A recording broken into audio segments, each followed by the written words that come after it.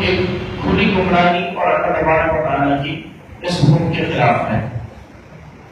اسی طرح اللہ تبارک و تعالیٰ نے اس سورۃ الحشر کے آخر میں اپنے کچھ ناموں کا تذکرہ فرمایا، اپنے کچھ اسماء کا تذکرہ فرمایا، جس میں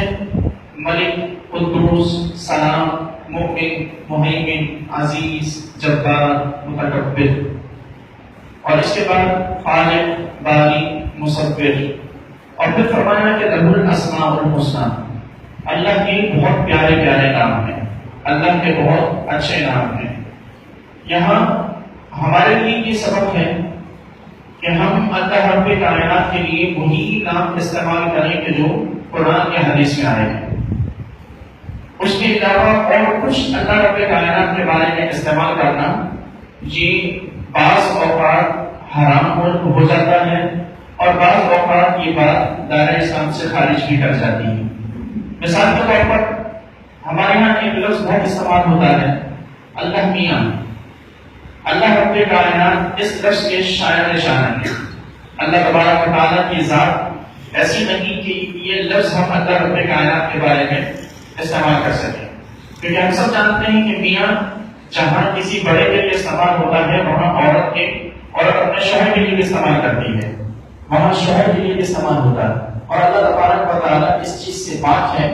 تو ایسا کوئی بھی لفظ کے جس میں ایسی کسی قسم کا کوئی شک یا کوئی شبہ ہو، ہمیں وہ لفظ بھی اللہ رب کائنات کی بارگاہ میں استعمال کرنے کی اجازت نہیں۔ اسی طرح استعمال ہوتا ہے اللہ سائیں۔ سائیں کا لفظ بھی ایسا نہیں کہ ہم اللہ رب کائنات کے لیے استعمال کر سکیں، اور اسی طرح اور بہت سارے ایسے الفاظ، بہت سارے ایسے نام ہوتے ہیں کہ جو ہم بغیر سوچے سمجھے اللہ رب کائنات کے لیے استعمال کرتے ہیں۔ ہمیں صرف اور صرف اللہ تبارک و تعالیٰ کے وہی نام استعمال کرنے کی اجازت ہے کہ جو قرآن پاک میں اللہ تبارک و تعالیٰ نے یا حدیث پاک میں سرور کونین صلی اللہ علیہ وسلم نے بیان فرمایا۔ اس کے علاوہ اپنی طرف سے ہم کوئی بھی اللہ رب کائنات کا کوئی بھی نام نہیں رکھ سکتے، کیونکہ اللہ تبارک و تعالیٰ کی ذات ہماری عقلوں، ہماری فہم، ہمارے شعور سے بالا تر ہے۔ ہم اس کا کوئی بھی نام رکھیں، ہم اس کی ذات کو کسی بھی نام سے پکاریں،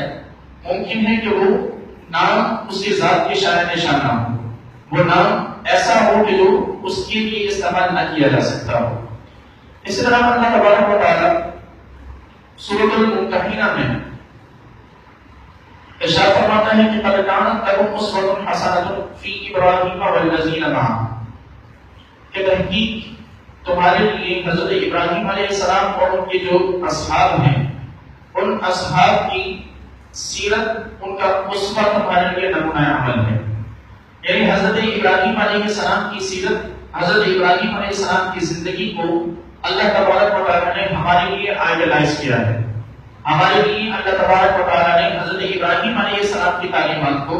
ہمارے لیے نمونہ عمل بتایا ہے کہ ہم نے اگر زندگی اپنی گزارنی ہے تو حضرت آدم علیہ السلام کی، حضرت ابراہیم علیہ السلام کی تعلیمات کے مطابق، کیونکہ اس کی وجہ یہ ہے کہ ہمیں پہلے بھی ایک بات بتا چکا کہ ہمارا جو دین ہے یہ تقریباً حضرت ابراہیم علیہ السلام کی تعلیمات کو فالو کرتا ہے۔ ہمارا جو دین ہے وہ تقریباً حضرت ابراہیم علیہ السلام کے دین کے مطابق ہے، اور پھر حضور علیہ السلام ذاتی طور پر بھی حضرت ابراہیم سے مشابہت رکھتے ہیں، یہاں تک کہ ایک مرتبہ حضور علیہ السلام نے ارشاد فرمایا کہ جس شخص نے ابراہیم علیہ السلام کو دیکھنا ہو وہ آ کر مجھے دیکھ لے۔ تو جب اس حد تک مشابہت ہے تو اس لیے اللہ تبارک و تعالیٰ نے ہمارے لیے حضرت ابراہیم علیہ السلام کی دین، حضرت ابراہیم علیہ السلام کی سیرت اور حضرت ابراہیم علیہ السلام کی تعلیمات کو ہمارے لیے نمونہ عمل رکھا ہے۔ اللہ تبارک و تعالیٰ اس کے بعد ارشاد فرماتا ہے سورۃ الجمعہ میں، یا ایھا الذین آمنوا اذا نودی للصلاۃ من یوم الجمعہ، اے مسلمانوں جب تمہیں جمعے کی نماز کے لیے بلایا جائے، فاسعوا الی ذکر اللہ، تو تم اللہ کے ذکر کی طرف دوڑو، وذروا البیع، اور اپنے تمام کاروبار چھوڑ دو، ذالکم خیر لکم ان کنتم تعلمون، کہ تمہارے لیے بہت بہترین ہے اگر تمہیں علم ہوتا۔ فَإِذَا قُضِيَتِ الصَّلَاةُ، جب نماز مکمل ہو جائے، فَانتَشِرُوا فِي الْأَرْضِ، تو اب زمین میں پھیل جاؤ، اور اب زمین میں پھیل کر وابتغوا من فضل اللہ، اللہ کا رزق تلاش کرو، واذکروا اللہ کثیرا لعلکم تفلحون، اور اللہ رب کائنات کو زیادہ سے زیادہ اس کا تذکرہ کرو تاکہ تم کامیابی پا جاؤ۔ وَإِذَا رَأَوْا تِجَارَةً أَوْ لَهْوًا انفضوا إِلَيْهَا وَتَرَكُوكَ قَائِمًا، اور جب آپ یہ دیکھیں کہ یہ لوگ تجارت کی طرف زیادہ مائل ہو جاتے ہیں اور آپ کو منبر پر تنہا چھوڑ جاتے ہیں، قُلْ مَا عِندَ اللَّهِ خَيْرٌ مِنَ اللَّهْوِ وَمِنَ التِّجَارَةِ، تو آپ فرما دیجیے کہ اللہ کے پاس جو کچھ ہے وہ تمہارے کھیل کود، تمہارے تماشوں اور تمہارے کاروبار سے زیادہ بہتر ہے۔ وَاللَّهُ خَيْرُ الرَّازِقِينَ، اور اللہ ہی ہے جو سب سے بہترین رزق عطا کرنے والا ہے۔ یہاں اللہ تبارک و تعالیٰ نے جمعۃ المبارک کے احکام اور جمعۃ المبارک کی آداب بیان فرمائی، اور یہ ہمیں انتہائی اس معاملے میں احتیاط برتنے، انتہائی غور کرنے کی بات ہے۔ آپ یہ سمجھ لیجیے کہ جمعے کی اذان کے بعد کاروبار کرنا حرام ہے، شریعت کی روح سے جمعے کی اذان کے بعد کاروبار کرنا حرام ہے۔ جو شخص جمعے کی اذان سن کر بھی کاروبار میں لگا رہے اور جمعے کی نماز کی تیاری نہ کرے وہ شخص حرام کا مرتکب ہے۔ یہ ہمارا اللہ تبارک و تعالیٰ کے اس فرمان کی تعلیمات ہیں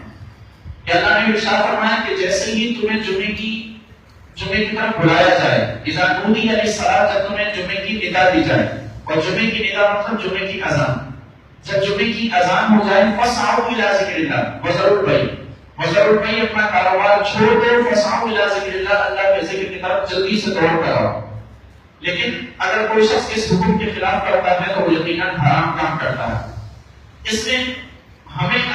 یہ دیکھیں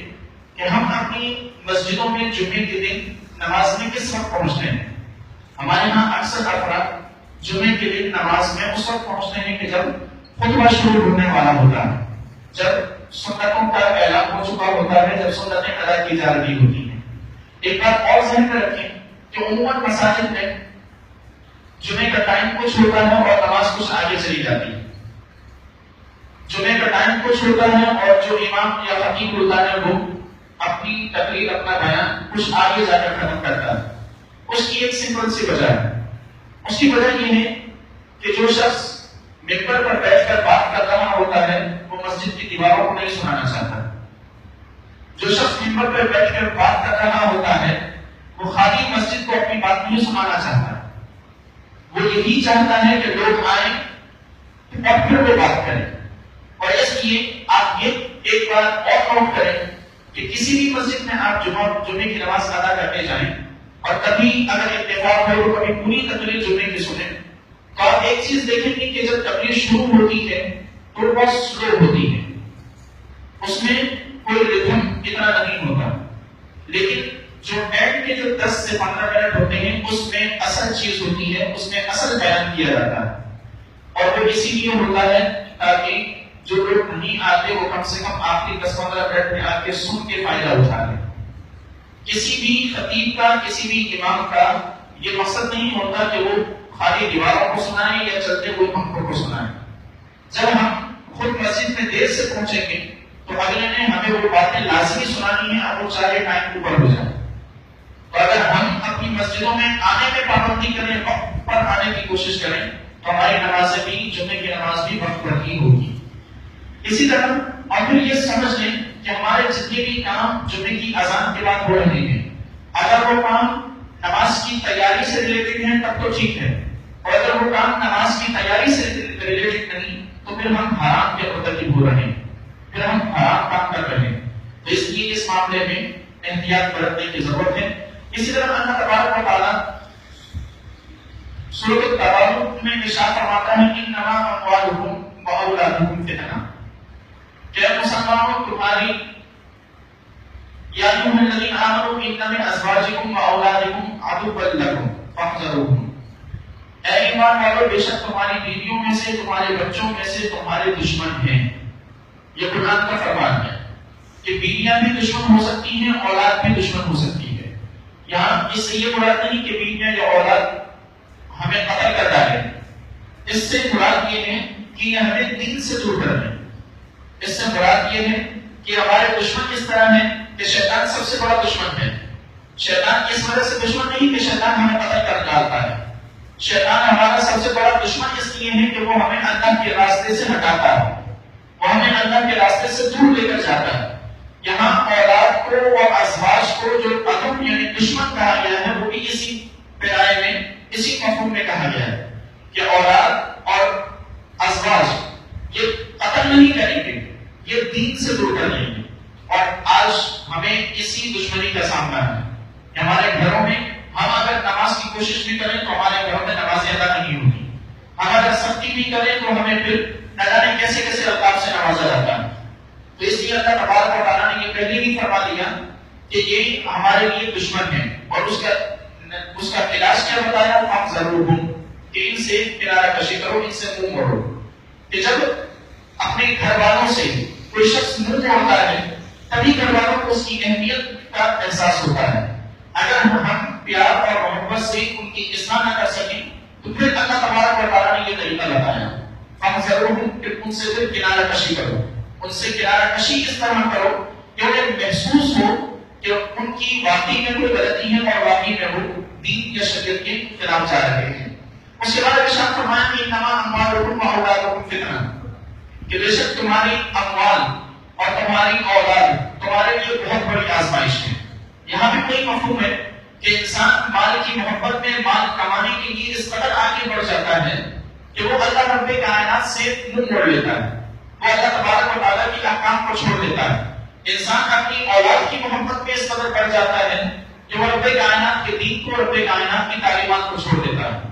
اللہ تبارک و تعالیٰ نے اسی کی طرف اشارہ کرتے ہوئے ارشاد فرمایا کہ انما اموالکم واولادکم فتنہ، کہ تمہارا مال اور تمہاری اولاد یہ دونوں کے دونوں تمہارے لیے بہت بڑی آزمائش ہے، اور جب تم اس آزمائش سے کامیاب ہو کر گزرو واللہ عنده اجر عظیم، اللہ کے پاس تمہارے لیے بہت بڑا اجر ہے۔ اس آزمائش سے اگر کوئی شخص کامیاب ہو جائے، یعنی نہ مال اسے